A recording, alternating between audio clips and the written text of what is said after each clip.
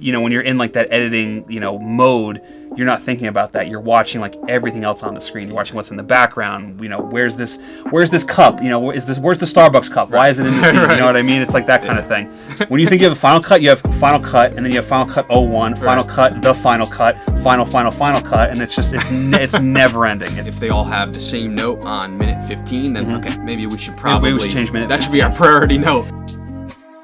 So right here I have Nick DiNizio. He was the editor for The Morning Breeze. Long-time collaboration. We've been working forever together, basically. Yeah. Since I've been making projects. Yeah. Yeah, it's been a fun little journey we've had. Yes, we've had one hell of a ride.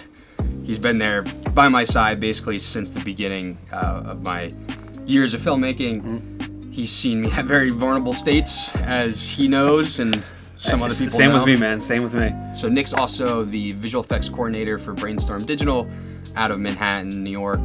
Run by Glenn Allen, the actually executive producer on The Morning Breeze. Which is the reason why I got that job, is because I met Glenn on the set of Morning Breeze. We hit it off, and then when it came time that they needed help on a project, he went to you, and then you mentioned me. Right. And then from there, that's how I was able to get in at Brainstorm, and that just shows how crazy, you know, when it comes to making movies, you never know who you're going to meet. You never know how down the road, if you're going to keep working together, and you know, it's just like good things happen, man. Yeah, it's all about networking too. I mean, that's one thing I'm realizing in my first industry job, you know, and even though it's post, I even like it even better because it's more intimate.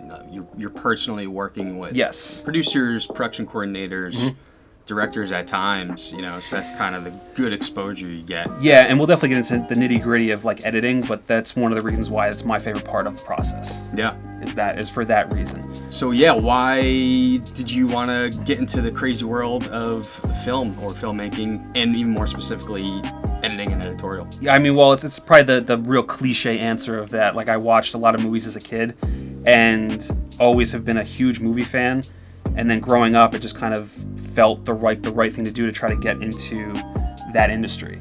And I think when I got to college was kind of how I found the way into the editing process, because I remember editing videos when I was in high school.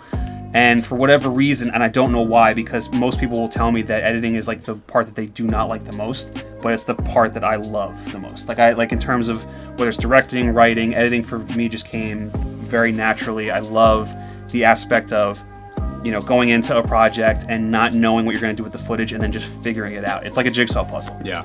You know, these bigger films can go in, shoot, spend $1 million for production to get the thing in the can, basically. And it all gets handed off to one or two editors. So that's just like good luck, guys. Go figure this out. Yeah, no, and that's the thing. I mean, and I've told you this a million times, and most people that know me, if I talk to them about this whole process, it's like, you know, when do you make a movie? You make it 3 times, right? You make it when you're writing it, when you're shooting it, and when you're editing it.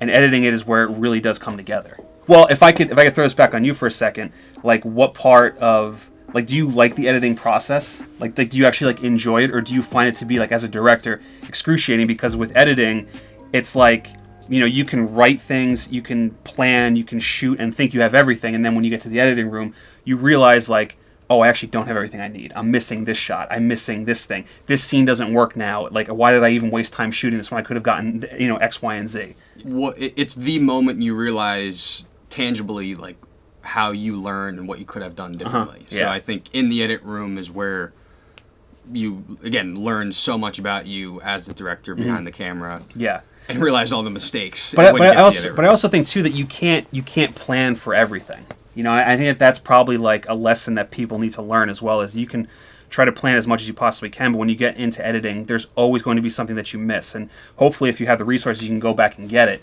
But sometimes you can't. You got to be creative and figure out, like, all right, I don't have this. What can I do with what I have shot and make something out of it? Yeah. You know? Yeah, for sure. So I definitely want to kind of dive more into my directorial approach into the film. Right off the start, from the writing of it, actually, you know, I definitely want to create something compelling, thought-provoking, but also intimate at times. And I think a lot of these scenes we'll even kind of review, you know, have that intimacy, that kind of close-up, you know, free-for-all feel, even with the camera movements and stuff like that.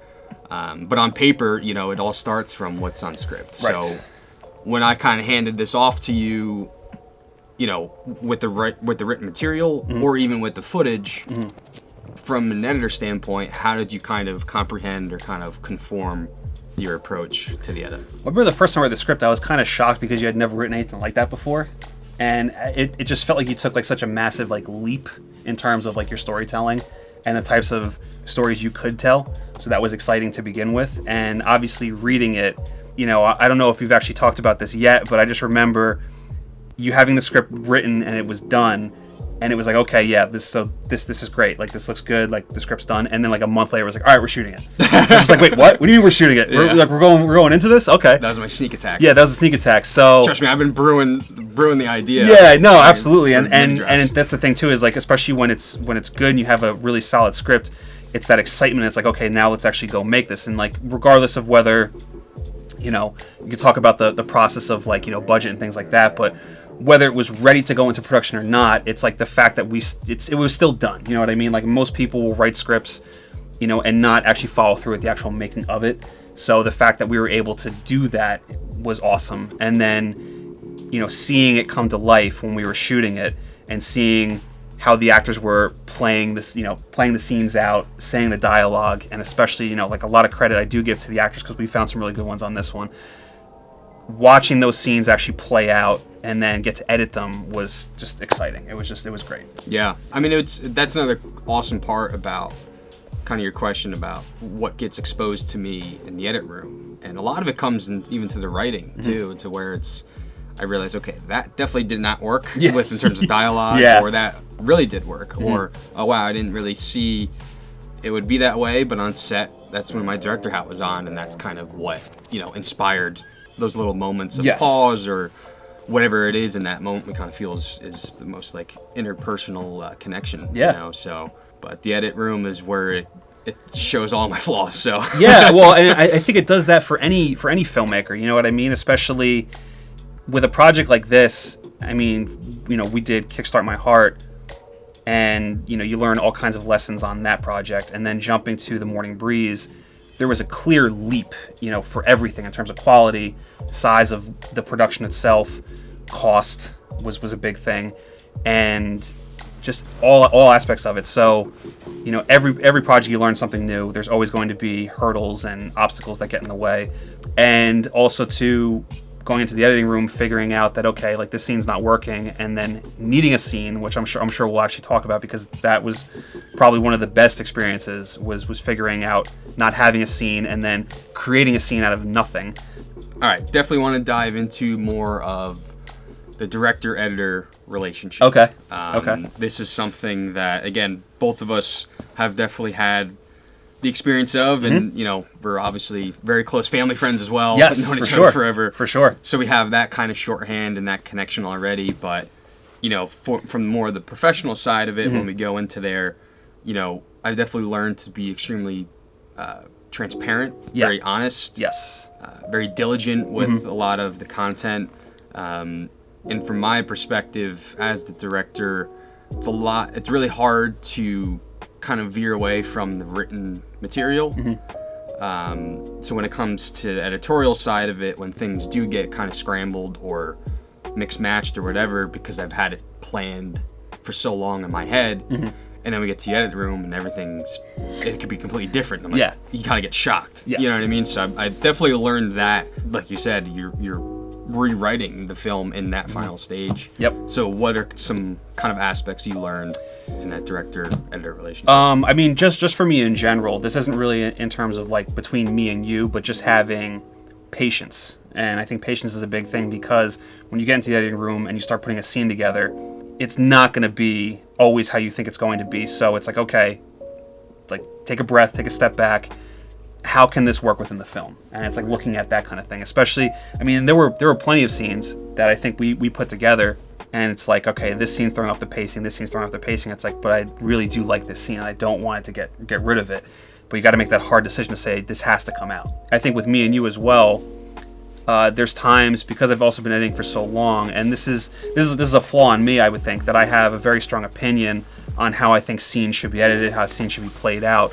But especially if you're an editor and you're working within the editor-director process, you have to remember that it's not your film. You know what I mean? It's not your movie.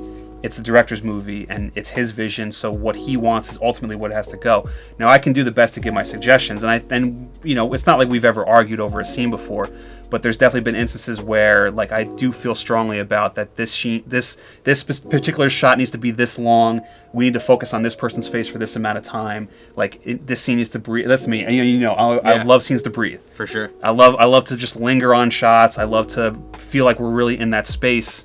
When we were finishing up Morning Breeze and we were getting ready to do like the festival runs and we were sending the movie out, but we had a cut that was really close to 30 minutes, and it was probably like, I was really satisfied with it. But then we had to go back and we did have to shave certain things down. And then that was where I was just like, no, we can't take this out. We can't shave this down. We can't do any more to it. Ultimately we did it, but it's funny how, like, I had a preferred cut and it was like, this is great, this is awesome. And then it was like, all right, no, we have to go back and we have to take some things out and try to knock off the runtime. And what's funny too is after we did that, then we started getting in. So I guess kind of keep it on that topic of pacing. Yeah. Pacing in the edit, as the editor, in director, when you're in there. So kind of just give your taste or your explanation on what pacing is as an editor. Yeah, I mean, it's ultimately the flow of the film, and when you're editing, especially in the case of this, it's just you're watching it over and over again. You're trying to find, like, where do I start to lose interest? Where does this feel like it's going on too long? Like, is this scene running on like a lot? Do certain things feel repetitive? Like, so in the case of Morning Breeze specifically, we had shot an entire scene in like a diner. It was like a diner scene, and it was in the movie for a good chunk of the way. Yeah. And then eventually it was like, and I think we had it in one spot, and then it was like, all right, is it going to work later? So we then moved it more towards the end of the film. And it was kind of working, and it was like, all right, I think this is good here. And then I think it might have been Glenn that said, like, there's just, he didn't say specifically, but he just felt like something was off. And we kind of looked at each other, like, we knew it was like that diner scene. So we had taken it out, and ultimately, like, the film did work a lot better without it. And it's funny how eventually that footage got repurposed into another scene.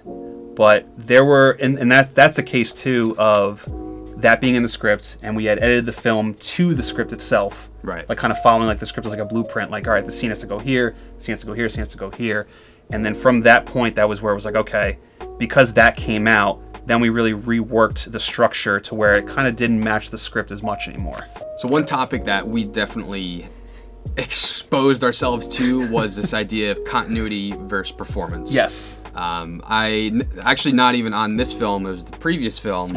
You know, I was trying to basically keep the performance to the cut, to where you as the editor, and you had it wasn't wrong to do that, but we're more cutting towards continuity. Right. And then we realized, like, yeah, we definitely need to cut for the performance. Like, we did try it out with the continuity, but it just, I do remember, like, we tried it and it didn't work. Right, you know? right. And that's definitely a flaw that I had, that I figured out on this movie, that was an inherent flaw that I had as an editor, was always cutting for continuity, because I think, especially if you enjoy, like, editing, I think you're somewhat of a perfectionist. So you want everything to be perfect. Right. And that especially comes in with cutting. So it's like, you know, we'd cut, and you'd have, you know, an actor, and it's like, then you go to the reverse shot, and it's like their head is like a little bit over here now, and it's like, well, this is gonna bug the shit out of me now. You know what I mean? So it's like that. But at the same point, it's like none of that matters. No one's gonna notice that. Right. You notice that because you're looking at the footage every single day, and you're watching that scene over and over again. That was a clear indicator for me that it's like, okay, like, the performance is the most important thing, and it should be. Like, that's, to me, like, I think anyone listening to this is like, yeah, well, duh, that does make sense. You want the performance to be the best it possibly can. Right. But, you know, when you're in, like, that editing, you know, mode, you're not thinking about that. You're watching, like, everything else on the screen. You're watching what's in the background. You know, where's this cup? You know, where's the Starbucks cup? Why is it in the scene? Right. You know what I mean? It's like that kind of thing. There's a serious risk here, potentially life-threatening. But we are here to open doors, and to evolve reality. We are here to change our perception of life itself.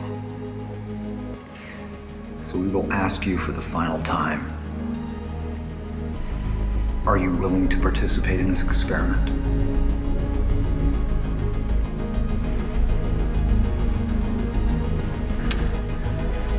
Okay, Chris, are you ready to begin? Breathe in the air once more.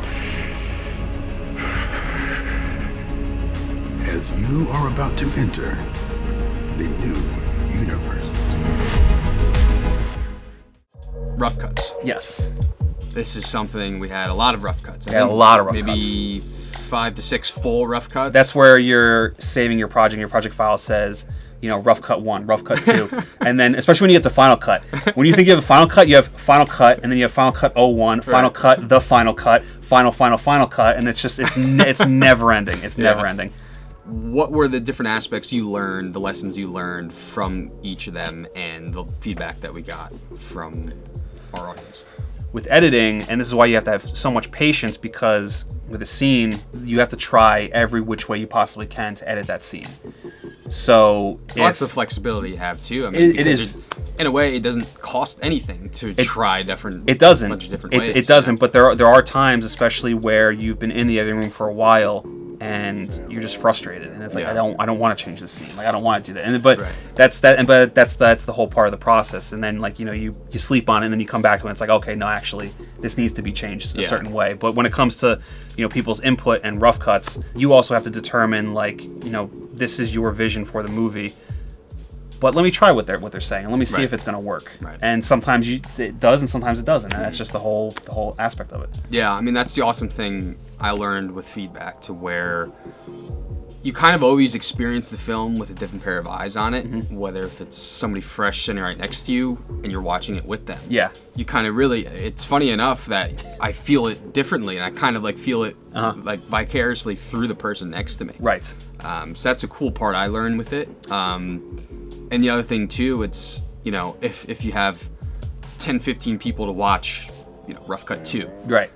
If they all have the same note on minute 15, then okay, maybe we should probably change minute 15. That should be our priority note. And I'm definitely like I am very open to other people's opinions on stuff. You definitely have to leave your ego at the door with these projects, because it's, as a fresh young filmmaker, you very passionate, very motivated. That's one thing I've learned, to where I'm very open for feedback, because I know it's only improving myself as the creator, whether if it's actually going to go in the film or apply it to my next project. Right, exactly. And it's not you're taking the feedback as fact. You know what I mean? It's like it is feedback. We'll try it. If it doesn't work or if we don't like it, it's not going to happen. Yeah. So it has been about 2 years since we did finish this film. Which is kind of crazy. Of it, and it's fun to have that opportunity and more projects to take what we learned from the editorial side of it. Yeah. And now apply it into my current projects I'm trying to produce. I'm noticing now it comes down to, how do you fit your post-production into your pre-production? Right. That's something I'm realizing, and again, applying it to my other projects, to where you need to establish a strong workflow also for post. I mean, that's something post gets overlooked by, I think, filmmakers at our level. And it's something, both of us now have that professional experience with. So that's the real cool part about it. But it really just goes to show of the preparation, technically more so, of when you do pick a specific camera you want to shoot on, and how you bring that all the way to the time of turning that over to your editors, or us, right, to eventually put the project together. Kind of in retrospect of it, what would you say are 2 top skills, techniques, workflows that you learned specifically on this film as an editor? I guess just in terms of preparation in general, when you're getting ready to edit, I think the biggest thing, and I've usually been pretty decent with this, but even more so now, I'm even more almost like a slave to it, is making sure that everything is organized properly and labeled before you even start. Make sure everything is where it should be, everything's labeled properly, so that you're not getting completely confused and lost as you're going through the whole thing. The second thing, and I already talked about this, but the biggest thing as an editor is, if you're not the director, it's not your project. You know what I mean? So you have to really kind of check your ego at the door and just try to find some balance in terms of a working relationship with who you're working with, and knowing that at the end of the day, they have final say. It's such a team effort. Obviously you have people that are in some positions that maybe might be more important to the movie than others, but still at the end of the day, everyone's working towards the same goal. And as long as you have that aspect of working as a team, I think no matter what, it's going to be a successful endeavor. So that's That's a lot. There's a lot of things in there, but that's one of the things that I learned on this as well. With that in mind, it can be overwhelming, but I think if you go into it calm and you have the patience for it, it can be extremely rewarding. So patience is a big thing, and not a lot of people have it. People get frustrated very easily, get discouraged very easily, especially if things don't work out the first time. Like, there's so many people, especially like seeing when I went through film school, you know, even me, like making like my thesis and everything, is like it didn't work out well, and it's easily to get, you know, discouraged by it, you know, but some people aren't ready for it at a certain age, you know what I mean, as others are. So it's like, if it doesn't work out at first, don't completely give up on it, you know, just keep trying, keep going through it, you know, and eventually, you know, the hope is that eventually it does work out, you know what I mean? If we're open to anything, I think that opens up the creativity in us as well. Yeah, I mean, that's the whole purpose of filmmaking in itself. I mean, it's a collaboration effort. Right. You know, and yeah, it is the director's film in a way, but, you know, that's because it's been his vision from the start. But, I mean, my mind, I'm extremely open to anything, like you said, because I know I'm learning, it's improving, and no idea is a bad idea in my mind. If people are giving me 100 bad ideas, but they're passionate about it, I love that. Because I know they want it. Where somebody who is not in it at all, they don't have any ideas. I'm like, well, I'd rather have the guy that has 1,000 terrible ideas and then one good idea. But I think it also works as to yourself as well, because I think there's sometimes people, like, if you have a certain vision for something, right, and you almost are a slave to it, to where you will fight tooth and nail to make that vision happen, but you fail to see what's not making it work. Right. You know what I mean? So you also have to be open within yourself, for sure, to recognize certain aspects that aren't working. It's like, okay, I know I have to change this. Even if I don't want to, I have to change it. And then the last thing, honestly, is just have fun.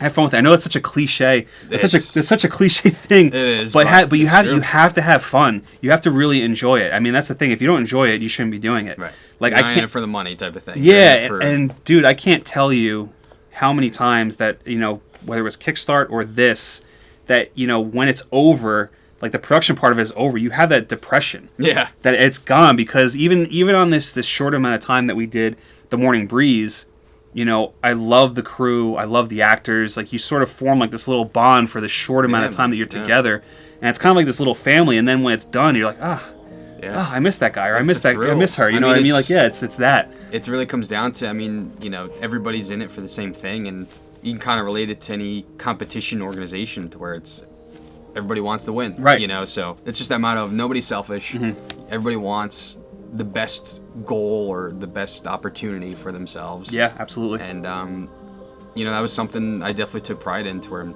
surrounding myself with creative people that gel, you know, really well, but at the same time, like, they want to go out and improve themselves with every project or every craft that they take on. I think that's about it. I think that wraps it up. I think that wraps it up, man. This was fun, dude. Yeah, thanks for coming on, chatting. Yeah, absolutely. And until the next one. All right, you know, I'll see you in like a month, and we'll shoot the next one.